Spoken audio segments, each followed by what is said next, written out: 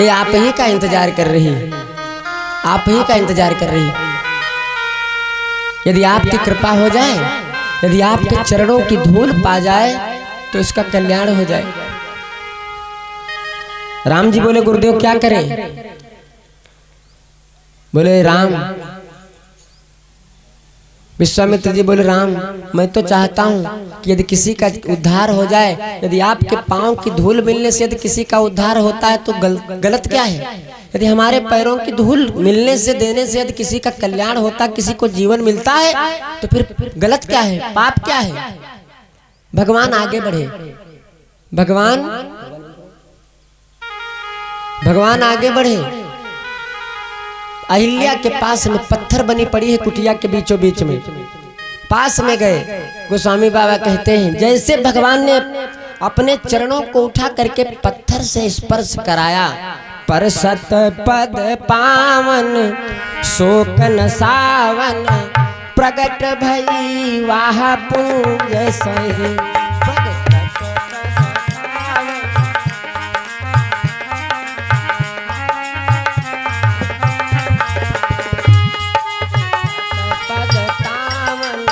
शोकन सावन प्रगट भई तप पुंज सही।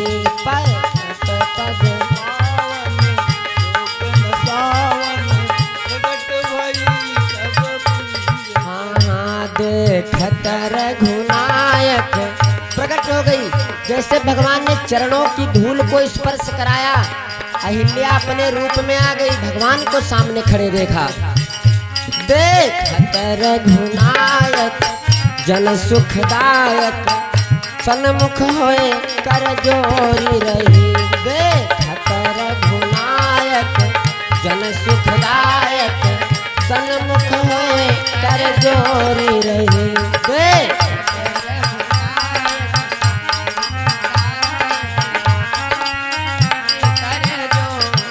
अति प्रेम अधीरा, अति प्रेम अधीरा पुलक शरीरा मन नहीं आवे बचन सही। अति प्रेम अधीरा पुलक शरीरा मन नहीं आवे बचन सही। अति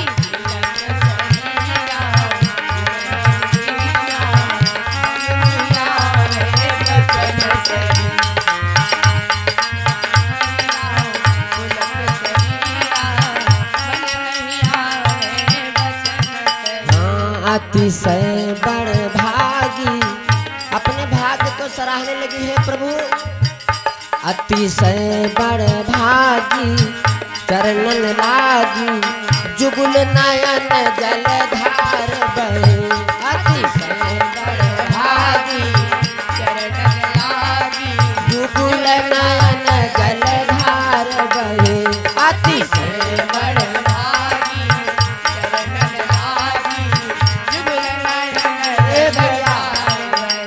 भगवान ने जैसे ही अपने चरणों की धूल को उस पत्थर से स्पर्श कराया तो अहिल्या अपने रूप में आ गई, सुंदर शरीर में आ गई।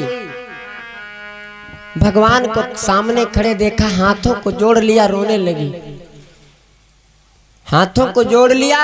गोस्वामी बाबा कहते हैं भगवान को क्या प्रिय है, हमने कल भी बताया था। भगवान को क्या प्रिय है और भगवान किससे दुश्मनी रखते हैं, भगवान प्रेम किससे करते हैं और भगवान का सबसे बड़ा दुश्मन कौन सा है, दोनों बातें समझ लो। मम गुण गावत पुलक शरीरा, मेरे गुणों को गाते हुए शरीर पुलकायमान हो जाए, शरीर का एक एक रोम सीधा हो जाए। भगवान कहते हैं हमारा नाम लेने के बाद जीव के अंदर इतना प्रवाह बढ़े, इतना प्रवाह बढ़े कि शरीर का एक एक रोम सीधा हो जाए। मम गुण गावत पुलक शरीरा गद गद गिरा नयन बहनीरा। कंठ अवरुद्ध हो जाए, गले से आवाज नहीं निकले दादा।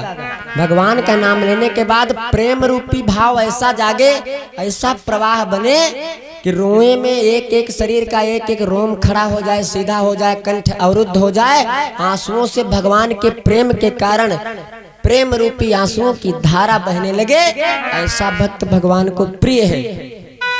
भगवान ऐसे भक्त से, ऐसे पुजारी से प्रेम करते हैं। और दुश्मनी किससे है भगवान से? भगवान अपना शत्रु किसे मानते हैं? ऐसा नहीं कि भगवान के सब प्रेम में नहीं, भगवानों को बड़े दुश्मन है। भगवान भी दुश्मनी मानते हैं। किससे? जो अपराध भगत कर करई, राम रोष पावक सो जरई। भगवान कहते हमारा अपमान कर दो कोई बात नहीं, हमारा अपमान हो जाए कोई बात नहीं, यदि मेरा अपमान करोगे मैं तुमको क्षमा कर दूंगा, लेकिन यदि तुमने हमारे भक्त का अपमान किया, यदि तुमने हमारे भक्त को परेशान किया, तो मेरी क्रोध रूपी अग्नि में जल करके समाप्त हो जाओगे। कोई भी हो, कितना भी भक्त हो, कितना भी बड़ा पुजारी हो। जो अपराध भगत कर करई, तो राम रोष पावक सो जरई। जो अपराध भगत कर करई, राम रोष पावक सो जरई। हाँ, जो अपराध भगत कर करई, राम रोष पावक सो जरई। हाँ, जो अपराध भगत कर करई, राम रोष पावक सो जरई। जो अपराध भगत कर करई, राम रोष पावक सो जरई। भगवान का सबसे बड़ा मित्र वो है, प्रेमी वो है, जो भगवान का नाम लेते हुए रोने लगे, आंसू आ जाए। भगवान का दुश्मन वो है जो भगवान का अपमान कर दे तो कोई बात नहीं, भगवान का अपमान कर दे कोई बात नहीं। भगवान के यदि भक्त का अपमान किया किसी ने, तो भगवान स्वयं कहते हैं मेरी क्रोध रूपी अग्नि में जल करके समाप्त कर दूंगा उसको। मैं उसको अपनी क्रोध रूपी अग्नि में जला करके समाप्त कर दूंगा, चाहे वो कोई भी हो, चाहे वो मेरा स्वयं पुत्र हो, शिष्य हो, भक्त हो, दास हो, कोई भी हो। रोने लगी अहिल्या, रोने लगी। भगवान को देखा सामने तो रोने लगी।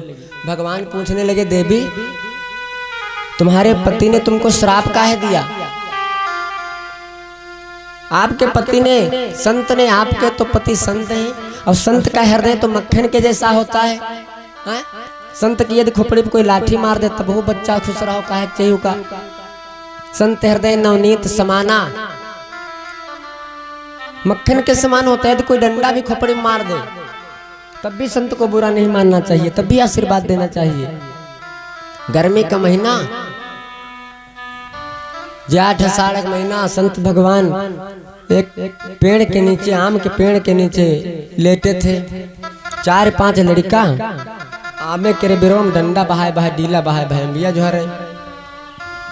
एक बार ऐसा हुआ कि डंडा बिरवा पर नहीं लाग, बाबा जी की खोपड़ी पर गवा जाए धाड़ से, तो अंबिया नहीं गिरी लेकिन खून निकले लाग खोपड़ी से। लड़का सब भाग लेन कि बहन बाबा जी झोरी बंद कर लिया है, पकड़ लिया है। बाबा जी हाथ जोड़ खड़े हो गए, भैया का बताइए, आप पेड़ पर डंडा चलाते हो, आप पेड़ पर डीला फेंकते हो तो आपको पेड़ फल देता है, लेकिन तुम हमारे खोपड़ी डंडा मारे हो, भैया हमारे पास कुछ नहीं जो तुमका दे दी। लड़कन क्षमा मांगत चिरा उल्टे बाबा क्षमा मांगत के भैया हमारे पास का है जो हमारी खोपड़ी डंडा मारे हो, यदि कुछ हो तो दे दी। ये है संत के लक्षण। राम जी बोले, देवी आपके पति ने आपको श्राप काहे दिया? अहिल्या कहने लगी, प्रभु आज तक मैं भी यही सोचती थी कि हमारे पति ने हमको श्राप दिया है। संसार जगत पूरा विश्व पूरी सृष्टि यही सोचती थी कि गौतम ऋषि ने अपनी नारी को अहिल्या को श्राप दे दिया, लेकिन सच्चाई ये है प्रभु आज जाकर के हमको पता चला कि हमारे पति ने हमको श्राप नहीं दिया था, हमारे पति ने हमको आशीर्वाद दिया था। यदि हमारे पति ने हमको पत्थर होने का श्राप नहीं देते, आपके चरण हमारे ऊपर नहीं पड़ते तो आपके दर्शन का सौभाग्य प्राप्त नहीं होता। यदि मैं पत्थर ना हुई होती तो आपके दर्शन का सौभाग्य कहाँ प्राप्त होता? आप आकर के हमारे ऊपर अपने पाँव की धूल को कैसे रखते, मेरा कल्याण मेरा उद्धार कैसे होता? इसलिए प्रभु हमारे पति ने हमें श्राप नहीं दिया था। ये जगत हमारे पति को कुछ भी कहे, लेकिन मैं कहती हूँ हमारे पति ने हमको श्राप नहीं दिया था, बल्कि आपके दर्शनों का सौभाग्य दे दिया। श्राप दे करके, आशीर्वाद दे करके आपके दर्शन होने का सौभाग्य दे दिया। यदि पति ना श्राप देते तो आज आप हमारे सामने खड़े ना होते, आपके दर्शनों का सौभाग्य हमको प्राप्त ना होता। राम जी बोले कुछ मांग लो देवी। बोली कुछ नहीं, केवल अपने परम धाम को आपके दर्शन करके, भगवान के दर्शन करने के बाद, भगवान के पास पहुंचने के बाद यदि हमारे आपके अंदर कोई इच्छा बचे, भगवान के पास पहुंचने के बाद, भगवान को देखने के बाद यदि हमारे आपके अंदर कुछ पाने की इच्छा रह जाए तो समझ लो कि भगवान मिले उले नहीं है। पूर्ण को देखने के बाद अपूर्ण भी पूर्ण बन जाता है। जैसे नदी जब तक सागर में रहती है, नदी जब तक नदी धरती पर, पृथ्वी पर बहती रहती है, तब तक नदी नदी रहती है। उसको अस्तित्व को मिटाया जा सकता है, उसको सुखाया जा सकता है, लेकिन जब वही नदी जाकर के समुद्र में मिल जाती है तो उस नदी के पानी को, उसके अस्तित्व को कोई मिटाने वाला नहीं है।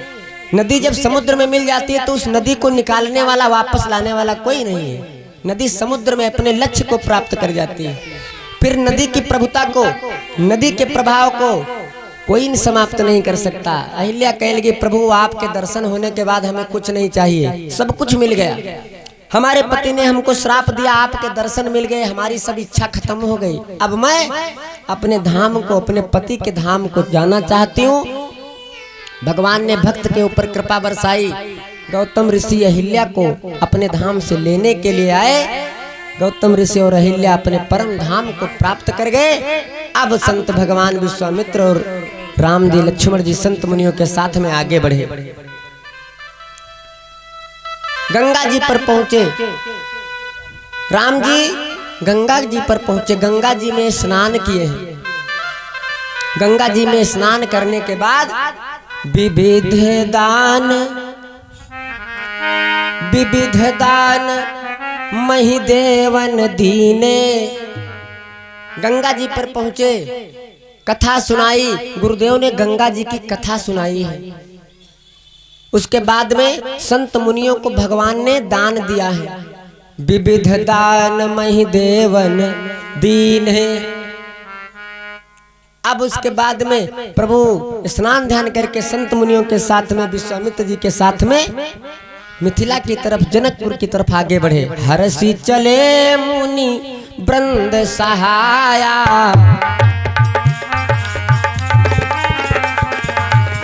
हरसी चले मुनि वृंद सहाया, बेगी विदेह नगर नियराया।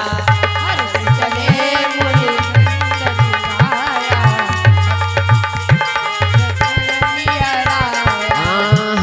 चले मुनि वृंद सहाया, बेगी विदेह नगर नियराया।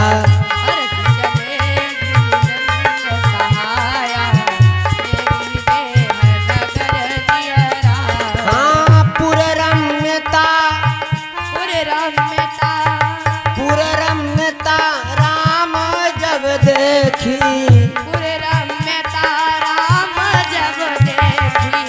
पुर रम्यता राम जब देखी, हर से अनुज समेत बिसेखी। पुर रम्यता राम जब देखी, हर से अनुज समेत बिसेखी। पुर रम्यता राम जब देखी, हर से अनुज समेत बिसेखी। भगवान संत मुनियों के साथ में, विश्वामित्र जी के साथ में गंगा में स्नान करने के बाद आगे बढ़े।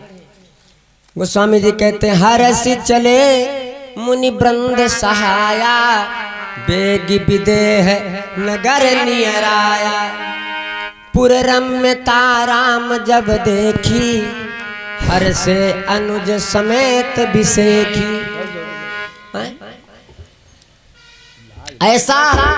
ऐसा दृश्य आंखों से देखा जनकपुर में, जब भगवान के पांव पड़े, मिथिला में पांव पड़े।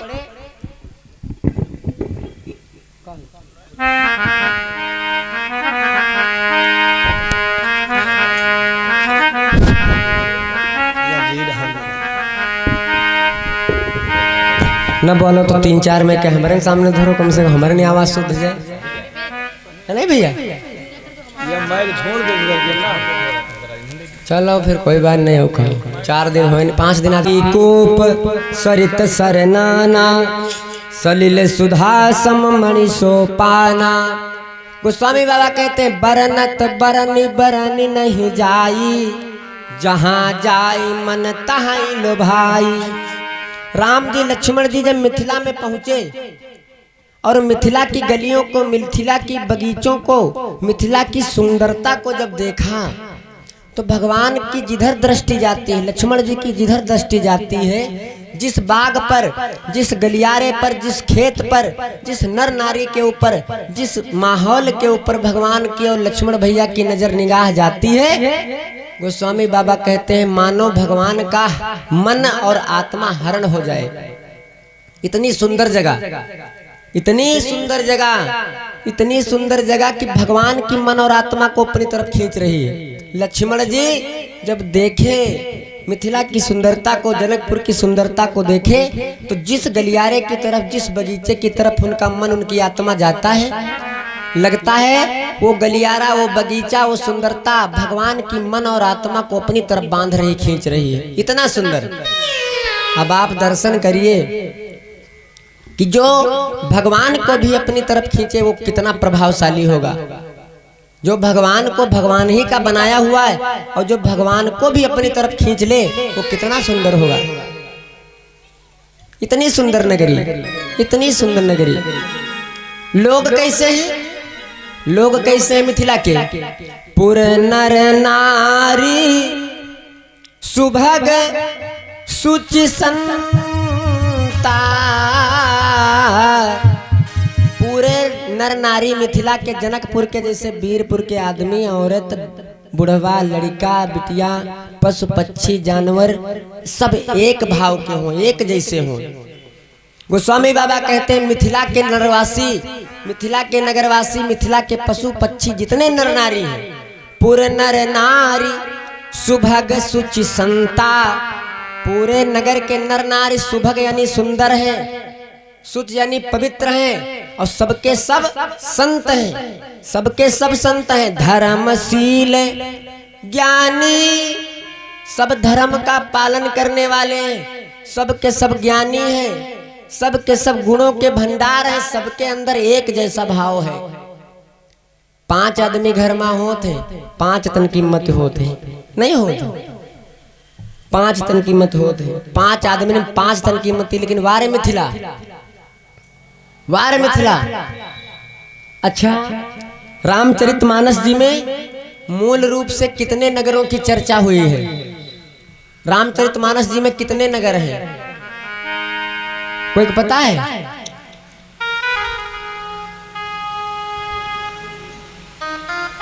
पता है इधर कोई पता है?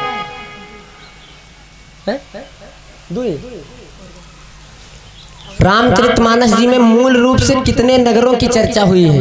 नहीं पता। एक अयोध्या जहां भगवान आए हैं, दूसरी मिथिला जहां सीता जी आई हैं, तीसरी है लंका जहां रावण है। 3 नगर ऐसे हैं जिनकी मूल रूप से व्याख्या की गई है, 3 नगर। लेकिन भैया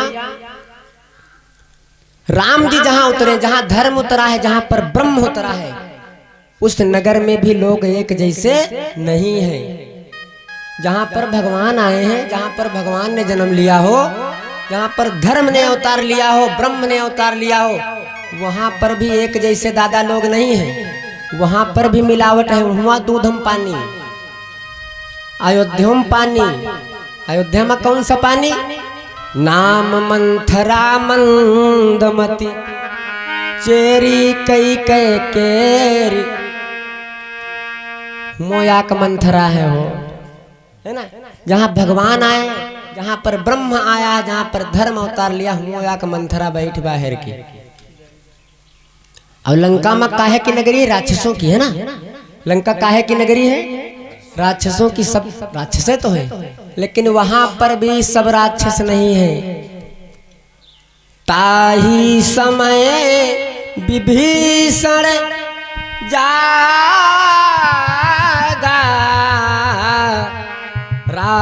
नाम तब सुमिरन लागा।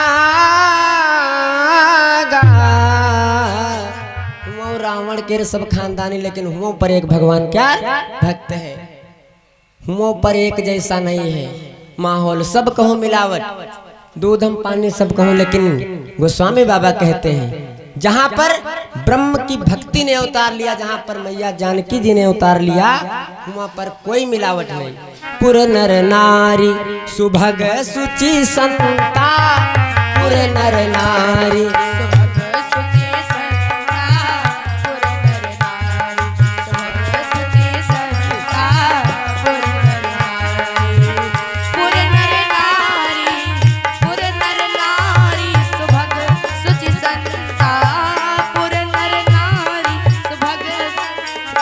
पुर नर नारी, पुर नर नारी सुभग सुचि संता, पुर नर नारी सुभग सुचि संता, पुर नर नारी, पुर नर नारी सुभग सुचि संता, धर्मशील जय हो जय हो जय हो। धर्मशील ज्ञानी गुणवंता, धर्मशील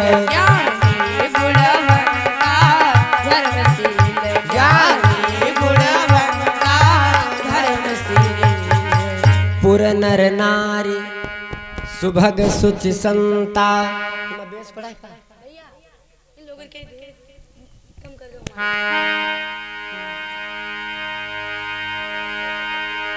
पवित्र हैं, सबके सब संत हैं, सबके अंदर धर्मशीलता है, सब ज्ञानी हैं, सब गुणों के भंडार हैं, कोई भी मिलावट नहीं है।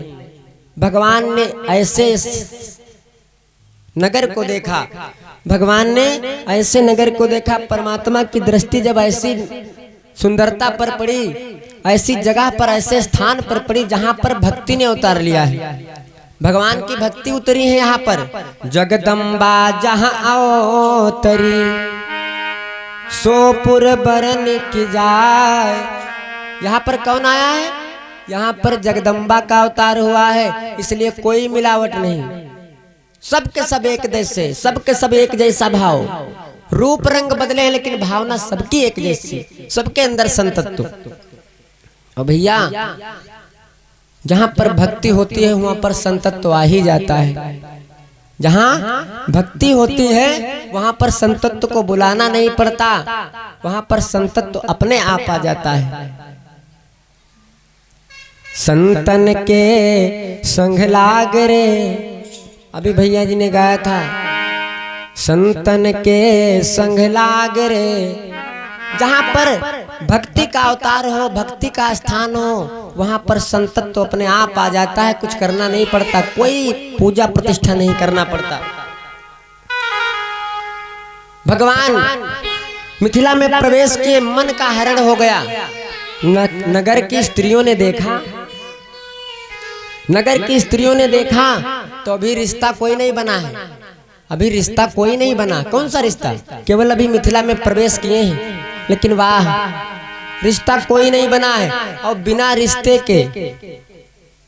रिश्ते के जनकपुर की स्त्रियों ने भगवान को देखा, कहने लगी सुनो, तुम्हारी अयोध्या के जैसी हमारी मिथिला नहीं है, तुम्हारी अयोध्या के जैसी हमारी मिथिला नहीं है, हमारी मिथिला अलग है। हो सखी मिथिला शहर, हो सखी मिथिला, हो सखी मिथिला शहर गुलजार जी, हो सखी मिथिला, सखी मिथिला शहर गुलजार जी, हो सखी मिथिला, हो सखी मिथिला नगर गुलजार जी, हो सखी मिथिला। भगवान को देखा तो कहने लगी, सुनो राम जी, सुनो राम जी, आपकी अयोध्या के जैसी हमारी मिथिला नहीं है। हमारी मिथिला में आप जहाँ जाओगे, जिधर जाओगे, जिस वस्तु को देखोगे वो वस्तु तुम्हें अपनी तरफ खींच लेगी। हमारी मिथिला तुम्हारी अयोध्या से कहीं ऊंचे है, हमारी मिथिला आपकी अयोध्या से कहीं आगे है।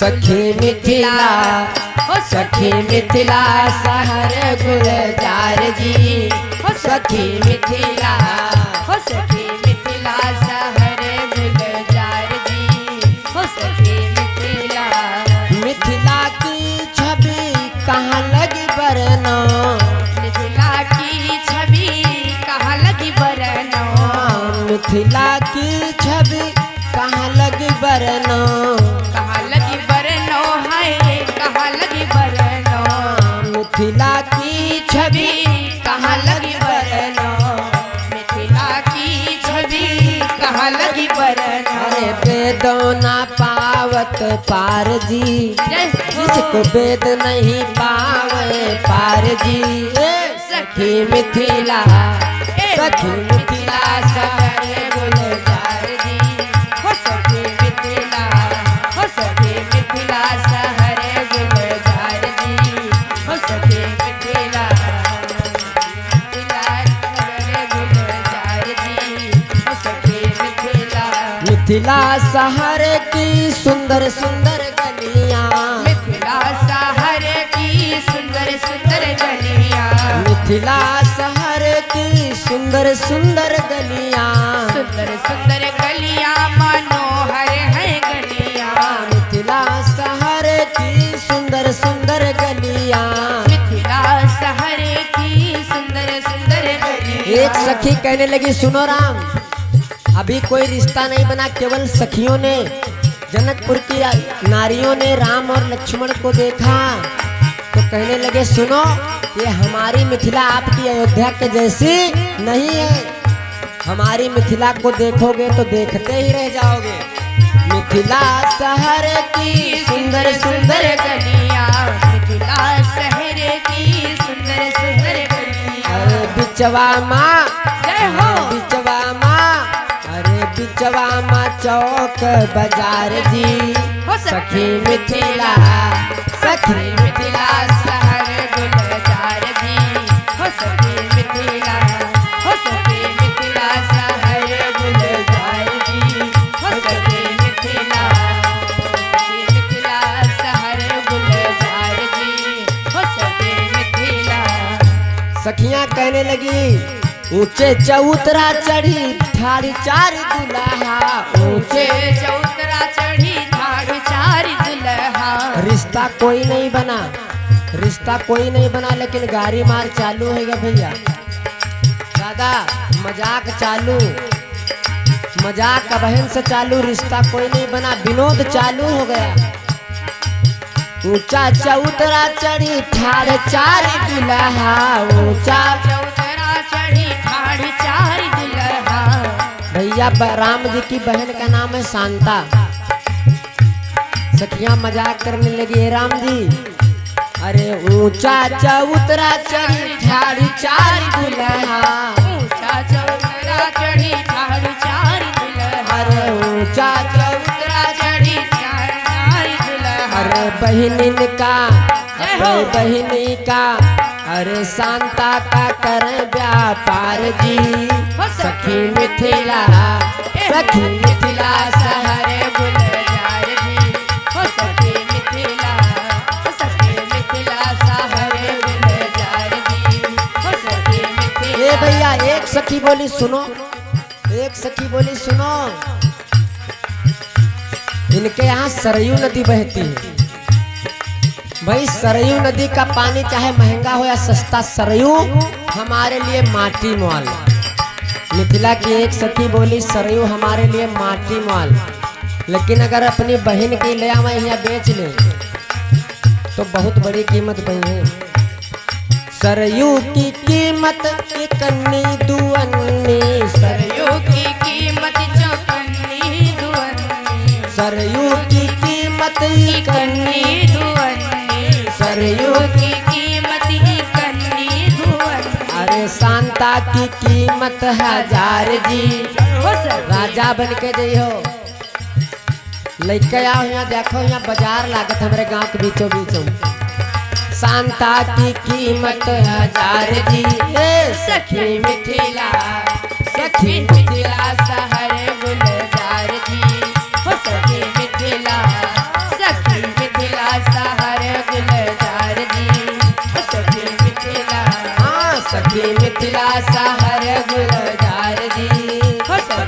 मिथिला सखी मिथिला सहरे गुलजार जी हो सखी। एक सखी बोली हमने सुना है, एक सखी बोली हमने सुना है कि इनकी बहन की शादी हो गई।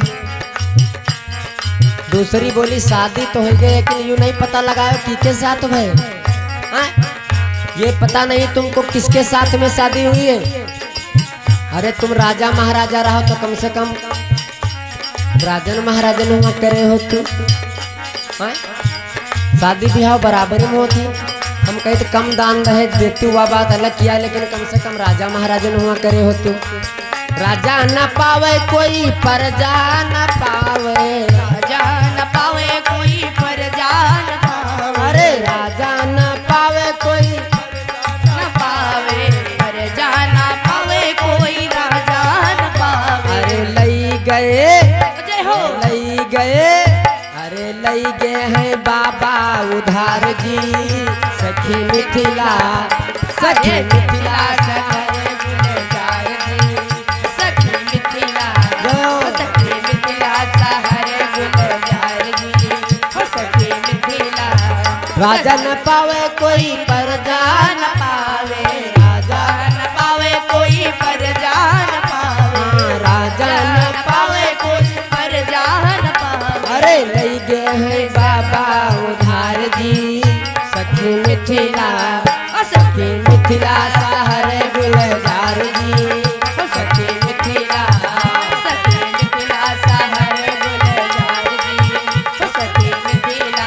एक सखी बोली सुनो राम जी, मिथिला की गारी साधारण न जानो, मिथिला की गारी साधारण न जानो। अरे मिथिला की गारी संसारी न जानो, सारी न जानो भैया सिंपल न जानो। मिथिला की गारी संसारी न जानो। मिथिला की गारी सुंदरी न जानो। इनका बेदौना इनसे बेदौना, इनका बेदौना पावे पार जी ये सखी मिथिला सखी मिथिला सहावे पार जी हो सखी मिथिला सखी मिथिला सहरे गुलजार जी सखी मिथिला हो सखी मिथिला सहरे गुलजार जी हो सखी मिथिला।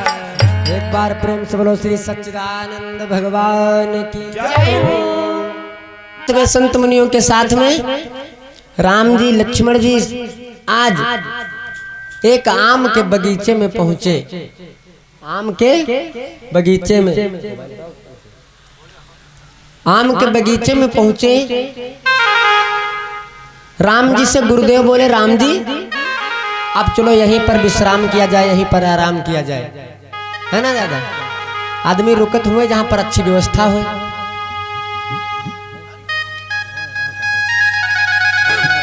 राम जी बोले जो आज्ञा गुरुदेव। एक बगीचे में विश्वामित्र जी संत मुनियों के साथ में विश्राम करने लगे, रुक गए। और वो बगीचा है जनक जी का। बगीचे में रुक गए, विश्राम करने लगे।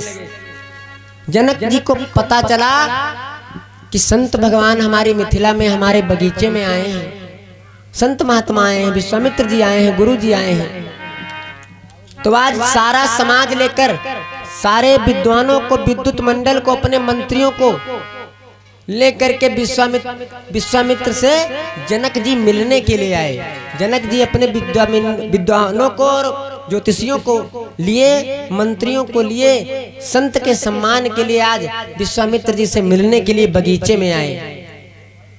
और इससे पहले राम जी ने सोचा कि जनक जी हमारे गुरु जी से मिलने के लिए आ रहे हैं, कहीं ऐसा ना हो जनक जी की दृष्टि, जनक जी की निगाह हमारे ऊपर न पड़ जाए। यदि हमारे ऊपर पड़ गई, यदि जनक जी की निगाह कहीं हमारे ऊपर पड़ गई तो हो हमारे गुरु जी को देखने ओखने वाले नहीं है, क्योंकि हमारे देखने के बाद जनक जी को कोई और दिखाई देने वाला नहीं है। हमारे में ही अधरा जाएंगे, हमारे में ही खो जाएंगे, हम पर मोहित हो जाएंगे। यदि जनक जी हमारे में पड़ जाएंगे और जनक जी के द्वारा हमारे गुरु का सम्मान नहीं होगा तो हमारी वजह से हमारे गुरु जी का अपमान हो जाएगा। इसलिए भगवान सोचे कि जनक जी हमारे गुरु जी से मिलने आ रहे हैं तो गुरुजी से पूछे, गुरुजी हम जावे फुलवारी में टहल आवे। संत ने आज्ञा दे दी, जाओ राम।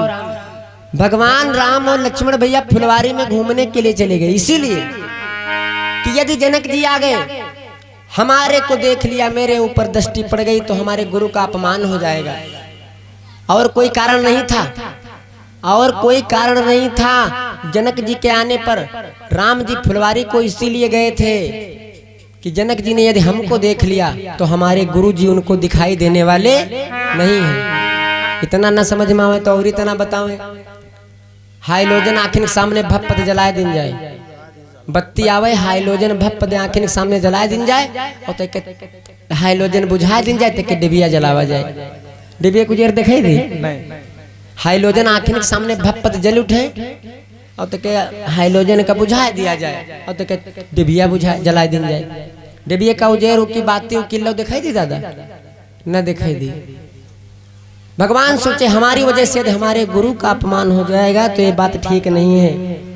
इसलिए राम जी फुलवारी में चले गए। जनक जी आए, जनक जी विश्वामित्र जी से मिलने के लिए आए, दंडवत किया है, प्रणाम किया है, और बैठा करके सत्संग प्रारंभ कर दिए। जनक जी को अपने बराबर बैठाया, जनक जी को अपने बराबर बैठाया विश्वामित्र जी ने, और सत्संग भगवान का भजन प्रारंभ कर दिए। बिटिया हेलो हेलो, खिचड़ी न बनाओ, यहाँ आवाज आओ। सत्संग प्रारंभ कर दिया। जनक जी ने विश्वामित्र से सत्संग प्रारंभ कर दिया। उसी समय त्यहीं अवसर आए द्वै भाई। राम जी फुलवारी में घूम रहे। राम जी देखे कि जनक जी ने हमारे गुरु जी का स्वागत सम्मान ठीक से कर लिया है। राम जी सोचे कि अब जनक जी ने हमारे गुरु का स्वागत सम्मान कर लिया है, अब लाओ जाएं।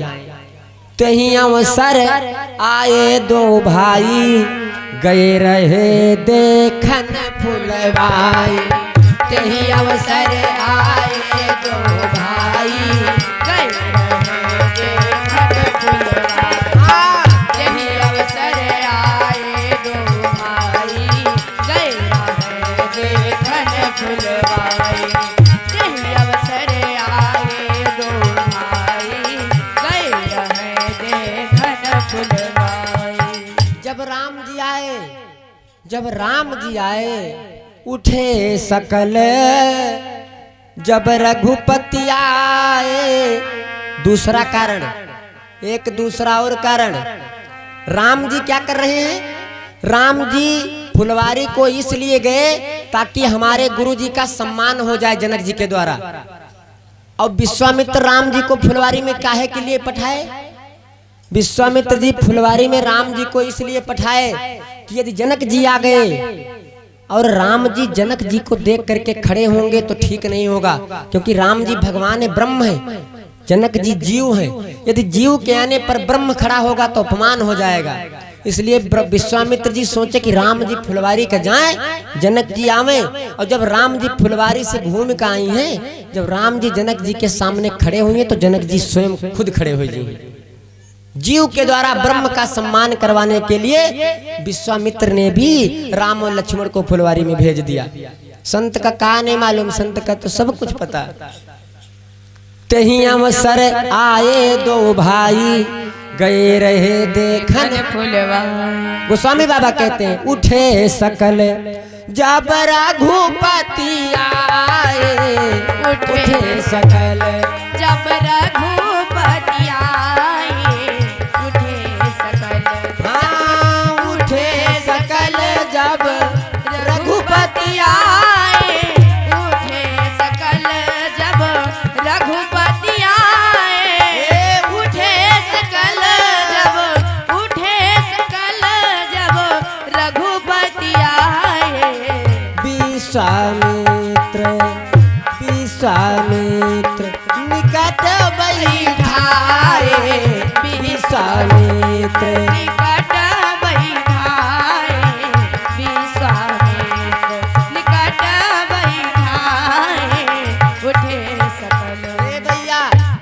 राम जी फुलवारी से आए, गोस्वामी बाबा कहते उठे सकल जब रघुपति आए।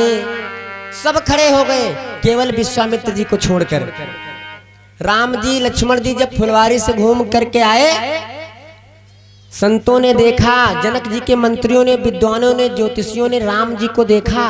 उठे सकल जब रघुपति आए, विश्वामित्र निकट बैठाए। राम लक्ष्मण को विश्वामित्र जी ने अपने पास में बैठा लिया। जीव के हाथों आज ब्रह्म का सम्मान करवा दिया विश्वामित्र जी ने। जनक जी की दृष्टि जैसे राम पर पड़ी, जनक जी ने जैसे भगवान को देखा। जनक जी है क्या? जनक जी क्या है भैया? ज्ञानी है। जनक जी ज्ञानी है। जनक जी इतना महान ज्ञानी है कि श्री सुखदेव भगवान ने जनक जी को अपना गुरु माना है। इतने बड़े ज्ञानी है जनक। जनक कोई साधारण नहीं है। जिनको श्री सुखदेव जी भगवान ने अपना गुरु बनाया हो वो आदमी साधारण नहीं हो सकता। लेकिन जब जनक जी आज भगवान को देखे,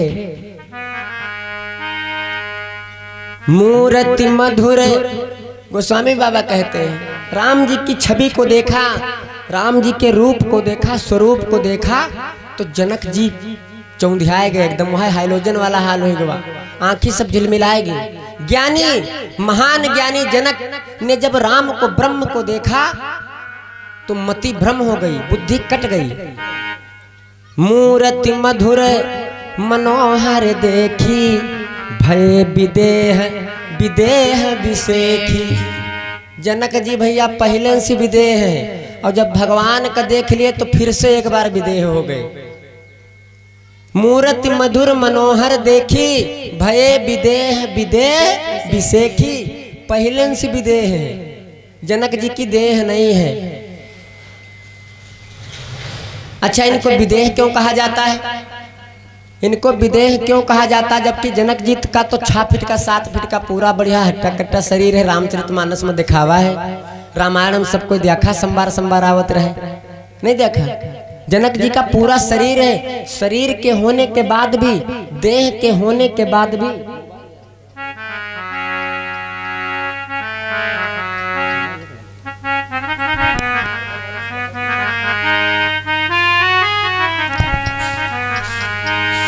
देह होने के बाद भी, शरीर होने के बाद भी बिना देह का कहा जाता है जनक को। जनक को क्या कहा जाता है? विदेह। अच्छा, विदेह है कैसे? इसी एक बात को, इसी प्रश्न को, इसी परीक्षा को, इसी प्रमाण को लेने के लिए एक बार जनक जी के राज्य को मतंग मुनि आए, सबरी मैया के गुरु जी। मैं कुछ गड़बड़ भैया, ये बंद भैया।